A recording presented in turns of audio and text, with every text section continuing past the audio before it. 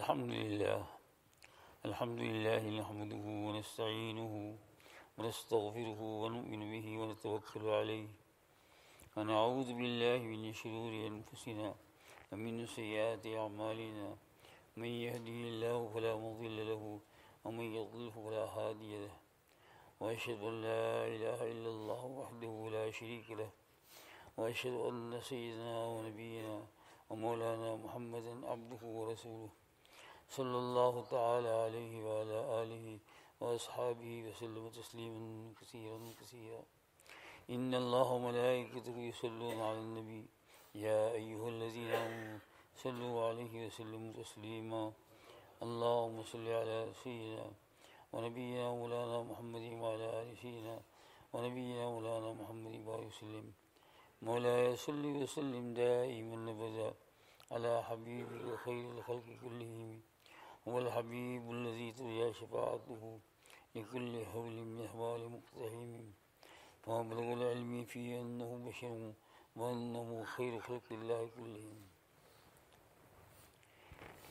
اس سے پہلے آپ جزوں کے سامنے یہ عرض کر رہا تھا کہ قرآن حکیم میں اللہ جل شانہ نے جو انبیاء پہلے بھیجے وہ اور ہمارے رسول صلی اللہ علیہ وسلم کے حالات کا تذکرہ بیان کیا ہے، اور انبیاء کرام علیہ السلام کی زندگی میں ان کی قوم کے ساتھ جو چیزیں پیش آئی وہ بھی بیان کی، اور اسے امت محمدیہ صلی اللہ علیہ وسلم کو نصیحت فرمائی، سکھایا کہ تم ایسی غلطیاں نہ کرنا. قرآن مجید جو ہے وہ ہمارے لیے ایک سیدھا راستہ ہے، اسٹریٹ جنت کا.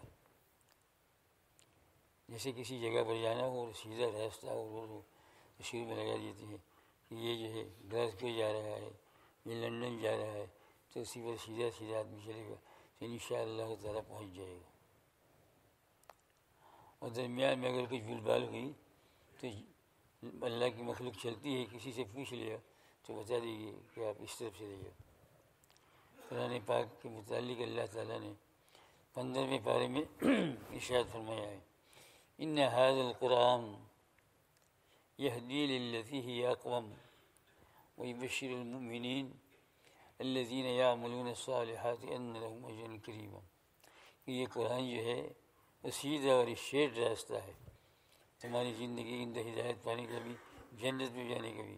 یہ سیدھا راستہ جا رہا ہے جنت کی طرف، جنت کے باغات کی طرف. کہیں ادھر ادھر مڑو کہ کبھی صحیح راستہ مل جائے گا. ان ھذا القرآن یہدی للتی ہی اقوم. اور دوسری بات یہ فرمائی کہ ویبشر المؤمنین، مسلمانوں کو یہ خوشخبری دے رہا ہے جو عمل کرتے ہیں، اچھے اعمال کرتے ہیں. کس بات کی خوشخبری؟ ان لهم اجرا کبیرا، ان کے لیے جو ہے وہ بہت بڑا اجر ہے. تو اس قرآن پاک کے اندر جگہ جگہ کے اوپر مثلا والدین کے ساتھ کیا سلوک ہونا چاہیے.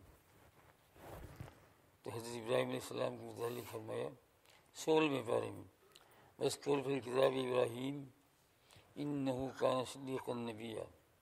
اور آپ اس قرآن پاک کے اندر ابراہیم کا ذکر کرو، ابراہیم علیہ السلام کا. انہ کان صدیقا نبیا، وہ سچے تھے اور اللہ کے نبی تھے. ایک دن ابراہیم علیہ السلام اپنے ابا کو نصیحت کرنے کے لیے کھڑے کہ ابا جو ہے رانگ راستے پر جا رہے تھے، غلط راستے پر جا رہے تھے، جہنم کے راستے پر جا رہے تھے. تو ان کو نصیحت کرنے لگے.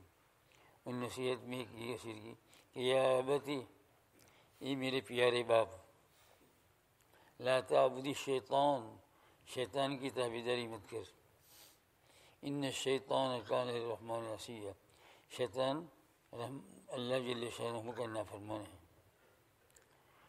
یا ابتی، دوسری نصیحت، یا ابتی لا تعبد الشیطان ان الشیطان کان للرحمن عصیا. یا ابتی لا تمسک، اے میرے ماں باپ، رحمان کے راستے کو مشہور، وہ تمہیں عذاب کی طرف لے جائے گا. تو باپ نے یہ نصیحت سنی اور یہ بار بار کہتے رہے یا بتی یا بتی یا. یہ میرے پیارے باپ، باپ نے تو سخت جواب دیا، قال اراقب انت آلہتی یا ابراہیم، ابراہیم تم ہمارے معبود سے ہم کو جدا کرنا چاہتے ہو، پتھر کے بنائے ہوئے بت، اور اگر تم ایسا کرتے رہو گے تو میں تمہیں گھر سے نکال دوں گا اور دور کر دوں گا، تمہارا میرا کوئی تعلق نہیں ہے۔ پھر وہ یا ابتی کہہ کر نصیحت کرتے رہے۔ قال اراغب انت عن آلہتی یا ابراہیم لئن لم تنتہی، تم ایسی بات کرنے سے اگر روکے نہیں، لئن لم تنتہی، اگر میں تم کو ملو یا بہت یہاں سے مجھ سے دور کر دوں گا، پھر نہ تم مجھ کو دیکھ سکو گے نہ تم مجھ کو، پھر بھی نصیحت کرتے رہے۔ تو یہاں یہ نصیحت فرمائی اللہ تعالیٰ نے کہ تمہارا باپ، اے امت محمد صلی اللہ علیہ وسلم، تمہارا باپ اگر غلط اور رونگ راستے پر جا رہا ہو، تمہارا بڑا بھائی رونگ راستے پر جا رہا ہو، ان کو نصیحت کرنا، یا قوم تمہاری غلط راستے پر جا رہی ہو تو ان کو پیار اور محبت کے ساتھ سمجھاؤ۔ ابراہیم علیہ السلام نے کیسے پیار لفظ کیا استعمال کیا، یا ابتی، یہ عربی کا لفظ ہے، یہاں کہا ہے کہ اس کا ترجمہ ہوگا ابن من باپ، اور ساتھ میں تے لگی ہے یا ابتی، یعنی اے میرے پیارے باپ۔ ہر وقت انہوں نے کہا نکال دوں گا، فرمایا نکال دو کوئی حرج نہیں، لیکن میرے پیارے باپ، بات یہی ہے، سچ یہی ہے۔ یوسف علیہ السلام کو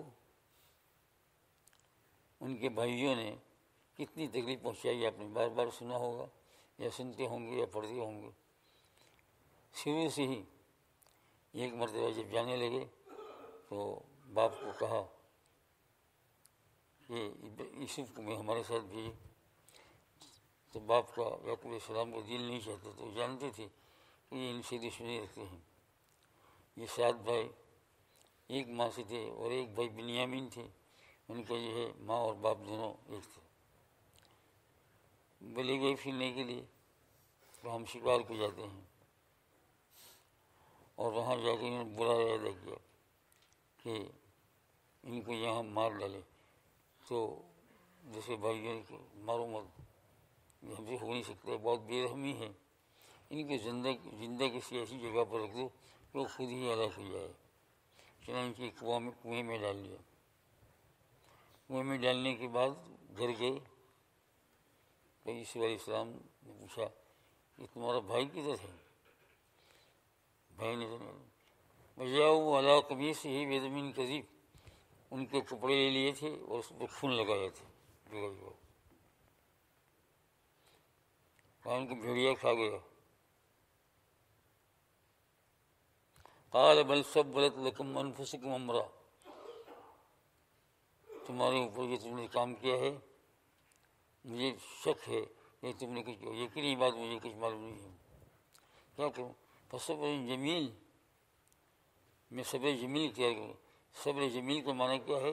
ایک تو ہوتا ہے صبر، اور ایک صبر جمیل۔ اللہ تعالیٰ سے کوئی شکایت نہیں کروں گا میں، اور نہ تم سے کوئی شکایت کروں گا، اور آخر کار میری جو مدد ہوگی وہ اللہ کریں گے۔ واللہ المستعان علی ما تصفون، تم جو کچھ بیان میرے سامنے رہے ہو اللہ سن رہا ہے، مدد کرے۔ اتنے میں وہاں سے جو کوئی قافلہ آیا، آپ نے سنا ہوگا، وہ نکال دیا، ان کو نکال کے لے گئے۔ بہت ہی پیارے، بہت ہی خوبصورت، اور بڑے عجیب انداز تھا ان کے اندر، جسم کے اندر۔ وہ غلامی کا زمانہ تھا، ایجپٹ میں جا کر ان کو بازار میں لے گئے مصر، اور بیچنا شروع کیا، اور بہت بھاؤ نے مانگا، کچھ تھوڑی سی قیمت مانگی۔ وَكَانُوا فِيهِ مِنَ الزَّاهِدِينَ، اس میں وہ اعراض کرنے والے تھے کہ زیادہ قیمت نہیں چاہیے، خیر بیچ دیا۔ یہ تو یہاں اتنا ہوا، یوسف علیہ السلام نے صبر کیا، ایک لفظ شکایت کا نہیں کہ نہ بھائی سے نہ اللہ تعالیٰ سے۔ حق تعالیٰ جل شانہ نے جو ہے ان کو آخر میں چل کر ایجپٹ کا بادشاہ بنایا، مصر کو بادشاہی کے اوپر قائم ہو گئے۔ اور اس درمیان میں کتنی بات پیش آئی۔ ایک مرتبہ یہ پیش آیا کہ ایک عورت زلیخا ہے، انہوں نے ان پر تہمت لگائی بدکاری کی، اور جیل میں بھیجنا چاہا۔ تو جو بادشاہ اصل میں اس وقت تھا، اس نے حکمت کے طور پر یوسف علیہ السلام کو جیل میں بھیج دیا۔ اور کوئی تکلیف نہ دینے کا ان کو وصیت کی، وہاں رہے۔ فلبث فی السجن بضع سنین، بضعون کہتے ہیں عربی زبان کے اندر 10 کے قریب، یعنی 10 کے قریب سال جیل میں رہے۔ وہاں بھی ان کو اور چیزوں کی سختی پیش آئی۔ یہ سب ہوتے ہوتے جب سب ہوا تو آخر میں چل کر ان کو جیل سے اللہ تعالیٰ نے نکلوایا، ان کے ذریعے سے ایسے اسباب پیدا ہو گئے۔ اور وہ جو ان کا شوہر تھا زلیخا کا، وہ خود سمجھ گیا تھا کہ یہ بالکل پاک دامن ہے یوسف علیہ السلام، لیکن اپنی عزت نہ جائے اپنی رعایا میں، اس لیے بات کو اس نے خود بھی چھپی رکھی۔ اور پھر اس کے بعد وہ وقت آ گیا کہ قحط پڑا مصر کے اندر، کچھ کھانا نہیں پینا نہیں، سب لوگ کنگال ہو گئے۔ اس وقت جو ہے اللہ جل شانہ نے یوسف علیہ السلام کو خواب بتلایا، جس کے اندر بتایا کہ اس کی ترکیب یہ ہے، تو وہ ترکیب بادشاہ کو بتائی اور کارگر ہوئی۔ اسی طریقے سے ان کو کھانا پینا ملا، اور جب ان پر بہت اعتماد ہو گیا تو یہ جو ہے ان کو مصر کی بادشاہت کے اوپر رکھ دیا۔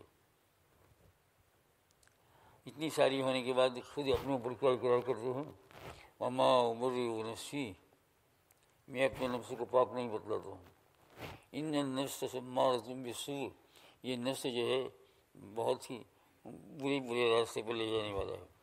یعنی اتنی تکلیف تو آپ نے برداشت کی، اتنی پرہیزگاری، اتنا دامن صاف، لیکن اپنے نفس کو پاک نہیں بتلایا۔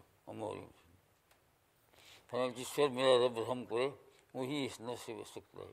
یہ ہم کو محمدیہ کو اللہ تعالیٰ نے یہ نصیحت فرمائی کہ تم خیال رکھنا تمہارے پاس بھی نفس ہے اور شیطان ہے، اگر ان کے بندھن کے اندر آ گئے تو آخر کار تمہیں یہ جہنم کا راستہ دیکھنا پڑے گا۔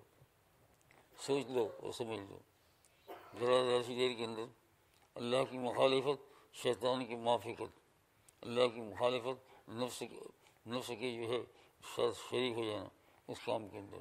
ایک اتنی گھڑی بھی نہیں بچ سکتے ہم، راستے میں چل رہے ہیں، سامنے سے کوئی عورت آئی، دیکھے بغیر ہم کو چلتا نہیں، یہ ہے تو یہ قرآن پاک کے بالکل خلاف جا رہا ہے۔ میرے عزیز دوست اور بزرگ، کل کو موت آنے والی ہے، کیا کرو گے؟ یہ بد نظری کے اوپر ان نفس امارۃ میں یہ بھی بتایا ہے کہ بد نظری کے اوپر اتنی بڑی سزا ہے کہ نہ بچے تو آخر کار خاتمہ بھی سوء ہونے کا اندیشہ ہے، برا خاتمہ۔ ایمان پر خاتمہ ہم مانگتے ہیں، اگر اسے نہ بچے، بڑی بڑی پرہیزگاری کے ساتھ اور بہت وظیفے وظائف کے ساتھ سب کچھ کرتے ہیں، لیکن اور نماز بھی پڑھتے ہیں، اور نماز پڑھ کر باہر نکلے تو وہی شرارت، یہ نفس چلا رہا ہے۔ یوم بری وسیب اللہ قرآن شریف کے اندر، اور یہ بتلایا بزرگوں نے لکھا اس آیت کی تفسیر کے اندر کہ جو اس بات سے نہ بچے گا، توبہ نہیں کرے گا، رک نہیں جائے گا، اللہ کا خوف پیدا نہیں کرے گا، تو اس کی نماز وغیرہ کچھ کام نہیں آ سکتی، اور اس کو جو ہے بزرگوں نے لکھا ہے کہ برے خاتمے کا اندیشہ ہے۔ حق تعالیٰ جل شانہ تمہاری اور میری حفاظت فرمائے۔ یہ ماڈل بنایا ہے کان آنکھ ناک، جنت یہیں سے حاصل کرنا ہے اور جہنم میں یہیں سے بچنا ہے۔ اگر ہماری آنکھ نے سنبھالا، کان کو نہیں سنبھالا، زبان کو نہیں سنبھالا، رات دن دوسرے کی غیبت، وہ ایسا ہے وہ ایسا ہے، بھائی وہ ایسا ہے اور وہ ایسی ہے تو تو کیسا ہے اور تو کیسی ہے، اس کو زیادہ سوچنے سمجھیں۔ خاص کر ہماری جو ہے مستورات ماں بہنوں کو بہت دبے ہوئے الفاظ میں کہتا ہوں کہ ان کو چاہیے کہ یہ مرض تمہارے اندر ہو، نکال کر پھینک دو، جلدی سے توبہ کرو، ذرا سی دیر میں موت آنے والی ہے۔ پہلے تو ہم یہ سنتے تھے، آپ بھی یہ سنتے تھے کہ بوڑھے آدمی کو موت آنے والی، بوڑھا آدمی آخری زندگی میں جا رہا ہے، لیکن اب وہ بات بھی ختم ہو گئی۔ آنکھ سے دیکھے جو ہے نوجوان بھی اتنے مر رہے ہیں کہ بوڑھوں سے زیادہ وہ مر رہے ہیں۔ بوڑھے تو وہ موجود ہے، ان کی گاڑی تو چل رہی ہے، لیکن جوانوں کی گاڑی جو پھنس جا رہی ہے وہ ایکسیڈنٹ ہو جا رہی ہے راستے میں، اور ایسے اس طرح مرتے ہیں کہ توبہ کا وقت بھی نہیں ملتا ہے، استغفر اللہ اتنا بھی نہیں کہہ سکتے، کلمہ پڑھنا تو آپ نے دیکھا استغفر اللہ معلوم ہی نہیں ہوتا۔ گاڑی جا رہی پھنس ہوئی، ٹکر لگی، 10 آدمی مر گئے، 5 آدمی مر گئے، اس وقت نہ توبہ نہ استغفار کچھ نہیں۔ آپ دیکھ لو سامنے ہی آپ اپنے شہر میں دیکھ لو، اپنی اسٹریٹوں میں دیکھ لو، اپنے پاس والوں کو، اپنے رشتے داروں کو دیکھ لو، جیسے آدمی ختم ہو جاتا ہے، کوئی پتہ بھی نہیں چلتا. مرنے والوں کو نہیں پتہ چلتا ہے کہ صبح مردہ اٹھوں گا یا زندہ اٹھوں گا. تو کہاں تو بھائی استغفار کو موقع ملا تھا، کیونکہ رات کو تو وہی نفس کی شاعر کے ساتھ اس کی موافقت کی ہے نا. اور جو چیز نہ دیکھی تھی وہ آنکھ سے دیکھی، جو چیز نہیں بات کرنی تھی وہ زبان سے بات کی، اور صبح تک وہ بات ہو گئی. فَإِذَا جَاءَ أَجَلُهُمْ فَلَا يَسْتَأْخِرُونَ سَاعَةً وَلَا يَسْتَقْدِمُونَ. میں نے اللہ تعالیٰ فرماتے میں نے جو گھڑی تمہارے لیے مقرر کی ہے اس میں ایک گھڑی بھی آگے بھی نہیں اور ایک گھڑی پیچھے بھی نہیں. یوسف علیہ السلام کو تذکرہ کیا اور اس کے فرمایا وما ابری نفسی. یہی یوسف علیہ السلام آخری وقت میں جب وہاں مصر کے بادشاہ بنے تو بھائی لوگ تو کنگال ہو گئے تھے اور وہ مصر سے سارے شہر میں کتنا کنٹرول پاؤ اس کے ذریعے سے غلہ دیا کرتے تھے. تو بھائی لوگ آتے تھے وہ لے جاتے تھے. ایک مرتبہ ایسا ہوا کہ بھائی لوگ آئے، پیسہ زیادہ نہیں تھا اور سامان چاہیے تھا زیادہ، تو ان سے بھیک مانگی صدقے کی. فرمایا کہ ان اللہ یجزی المتصدقین، آپ کو اللہ تعالیٰ اچھا بدلہ دے. اس دن یہ اس وجہ سے ہم نے سنا تو پھر ان کو دل میں بھر آیا کہ یہ وہ لوگ ہیں جن لوگوں نے مجھے کنویں میں ڈالا، دوسرے لوگوں نے مجھے نکالا. ان لوگوں نے مجھے مارنے کی کوشش کی لیکن پھر انہوں نے چھوڑ دیا. میں ابھی تک موجود ہوں، میں بادشاہت پر ہوں اور میں بادشاہ ہوں، اور تمہیں جو ہے تم اناج کی بھیک مانگ رہے ہو. تو خاموش ہو گئے اور عیسی علیہ السلام کی آنکھ میں آنسو آ گئے. تو کہا هل علمتم ما فعلتم بيوسف واخيه اذ انتم جاہلون. تم کو معلوم ہے کہ تم نے یوسف کے ساتھ کیا برتاؤ کیا اور اس کے بھائی بنیامین کے ساتھ. اذ انتم جاہلون، جب تم لوگ غافل تھے، تمہیں کچھ خدا کا دل نہیں تھا. جاہل اسی کا نام نہیں ہے کہ جو پڑھا لکھا نہیں ہو، اس کا نام بھی جاہل ہے جو پڑھا لکھا ہو، خوب جانتا ہو لیکن جان بوجھ کے قرآن پاک کے اوپر عمل کرنا شروع ہو. یہ انتم جاہل. تو یہ بھائی کو سارا اتنے سال کا ماحول تھا وہ سب یاد آ گئے کیا کیا کیا. اور غور سے دیکھا عیسی علیہ السلام کے چہرے پر کہ یہ تو کوئی جاننے والا آدمی بن رہا. قال، تو انہوں نے کہا قال انک لانت یوسف، آپ یوسف ہو، اور رونے لگے. قال انت یوسف، قال یوسف علیہ السلام نے جواب دیا قال انا یوسف، میں یوسف ہوں، واخی، اور یہ میرا بھائی جو ہے بنیامین، وہ میرا سگا بھائی ہے. تو باقی جو ہے تم مجھے بادشاہت کو دیکھ رہے ہو، میں جنگلوں کے اندر پھر کر سانپوں کے درمیان میں سے، شیروں کے درمیان میں سے آیا اور مجھے لوگوں نے غلام بنایا، مجھے بیچا، میری بے حرمتی کی، اللہ نے مجھے عزت دی.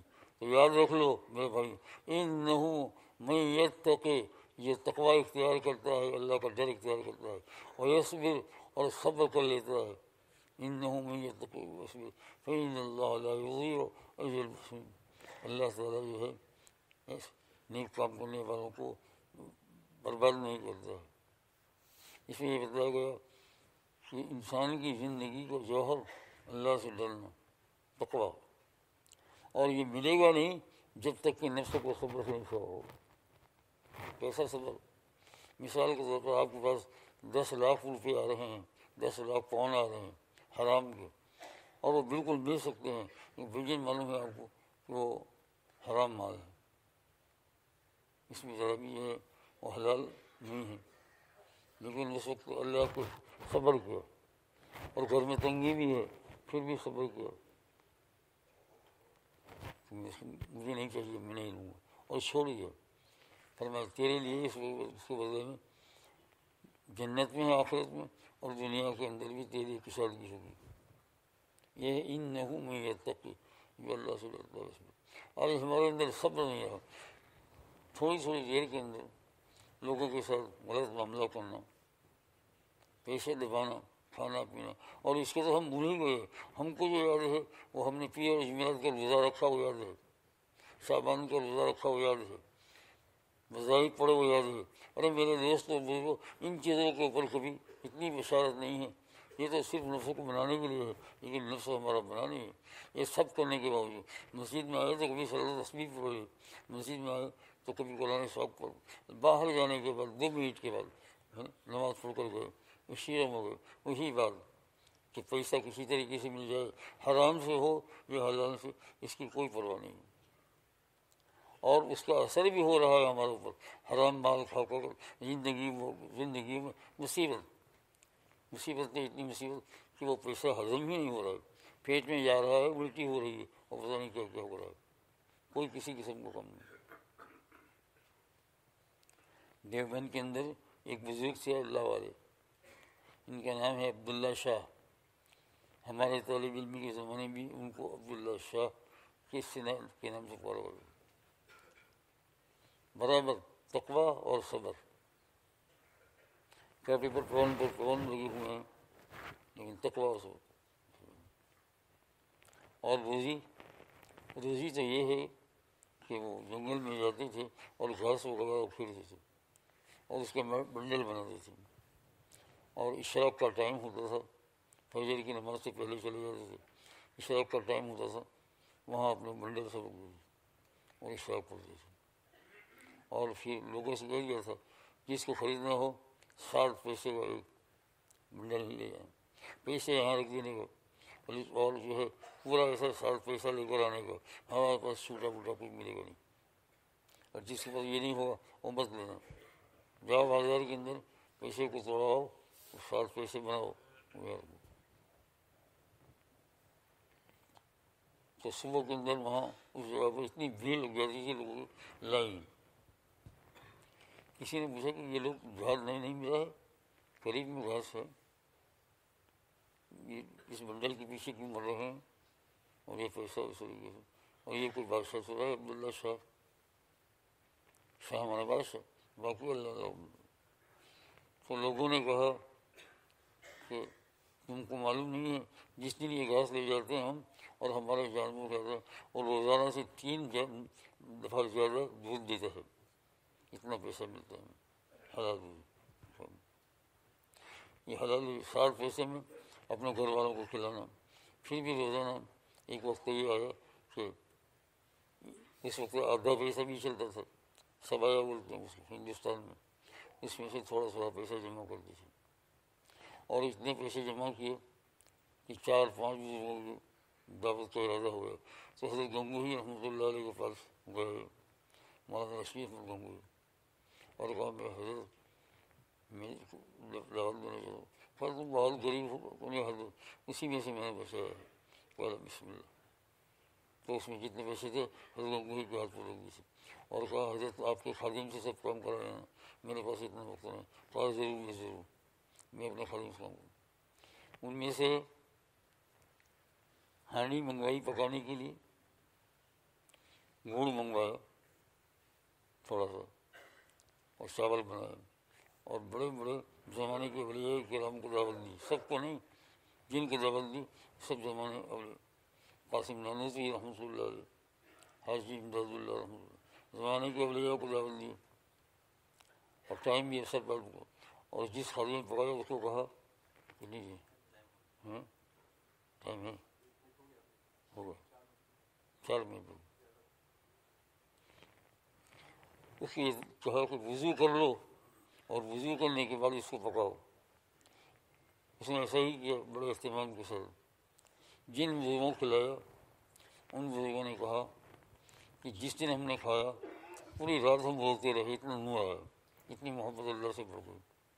اور ہم کو ایسا لگتا تھا کہ ہم ابھی جا کر اپنی جان کو ختم کر دیں اللہ کی محبت میں، رسول پاک صلی اللہ علیہ وسلم کی محبت میں. لیکن چونکہ ایسا کرنا منع ہے تو ہم رک گئے. اور ایک بزرگ کو قبض ہو گیا تھا، قبضے کا منع ہے، پڑھنا پڑھنا چھوٹ گیا تھا، زیادہ پڑھتے تھے. تو انہوں نے فرمایا کہ اس رات کو ایسا پڑھنا نصیب ہوا کہ اللہ تعالیٰ کی طرف سے گویا میں سن رہا ہوں کہ اب سے میں ہمیشہ اس چیز پر باقی رکھوں گا. میں عبداللہ شاہ کی دعوت کے تو پھر دیکھا یہ حلال روزی. ہمارے پاس روزی کے کیا ذرا روزی بہت آ گئی، اس کا نام برکت نہیں ہے. آج تو یہی ہے کہ اتنے گھنٹے کام کر لیں روزی زیادہ ہوگی، اور پھر کہ اس کو برکت کا برکت اس کا نام ہے کہ تم کھا کر خوش رہو دنیا کی زندگی میں، اور اس کے ذریعے سے عبادت کے اندر شوق ہو. یعنی جو عبادت کے اندر شوق نہیں ہوتا ہے، پکارتے ہیں آپ کو پکارنے والے. اسی کی وجہ یہی ہے کہ لقمہ حرام چل رہا ہے، اس میں کہاں توفیق ہوگی. میرے عزیز دوست اور بزرگوں، یہ لمبی باتیں ہیں، آئندہ پتہ نہیں چلتا اللہ تعالیٰ موقع عطا فرمائے یا نہ فرمائے ایسا موقع. لیکن یاد رکھ لو اس زندگی کے اندر خدا کی عبادت کرنے سے اور خدا کو ماننے سے اللہ کا اس کے رسول صلی اللہ علیہ وسلم کی اطاعت سے کام بنے گا، ورنہ کام بننے والا نہیں ہے. تھوڑی سی چیز کو ہم اپنے کو اوڑھ لیتے ہیں، نہیں کیا تھوڑی کی جیسا میں کہا کرتا ہوں کہ 4 دن اگر تہجد پڑھ لی تو 5ویں رات کو پھر سر کے نیچے ٹکیا اٹھا کر دیکھیں گے کوئی پیسہ رکھ گیا. ابھی بھی حرام کھانا پڑتا ہے. یہ بار بار کا ٹائم ہو گیا، غصے نہیں بنا ان کے اوپر، میں ان کو بتایا ہے کہ جب ٹائم ہو جائے تو مجھے بتلا دینا تو آپ لوگوں کو تکلیف نہ ہو. اللہ تعالیٰ آپ کو ہمیں سب کو گناہوں سے مانگنے کی توفیق عطا فرمائے، خاتمہ میں خیر فرمائے. اللہ اپنے ساتھ ہمارا جوڑ لگا لے اور حضور صلی اللہ علیہ وسلم کے ساتھ ہمارا دم لگا لے. صلی اللہ علیہ وسلم.